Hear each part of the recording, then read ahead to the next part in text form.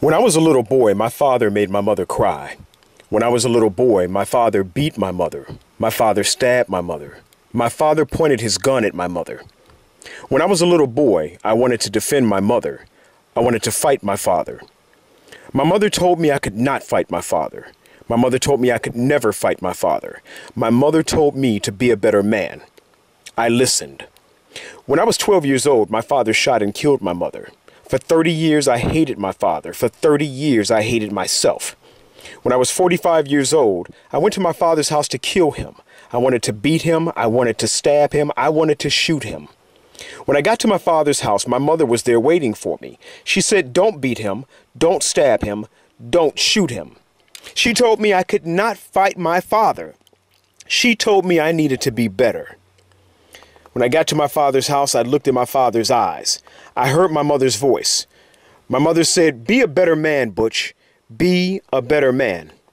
I listened to my mother. I forgave my father and took his hand. We went to my mother's gravesite. My mother went with us.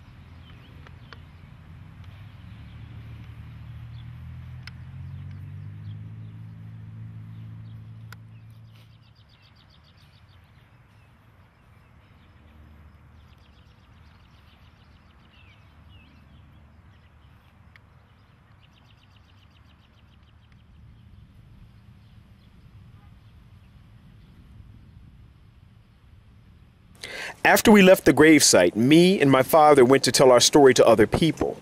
My mother went with us. My two sons went with us. It wasn't easy, but my mother told me to be better. I am no longer 12 years old. I am a man, but I still listen to my mother. My father and I wanted to talk to other people. My father and I wanted to help other people. But one day, my father's heart stopped beating and he went to the other side. I cannot see my father, but I can still hear his voice. "Thank you," he says. "Thank you for listening to your mother."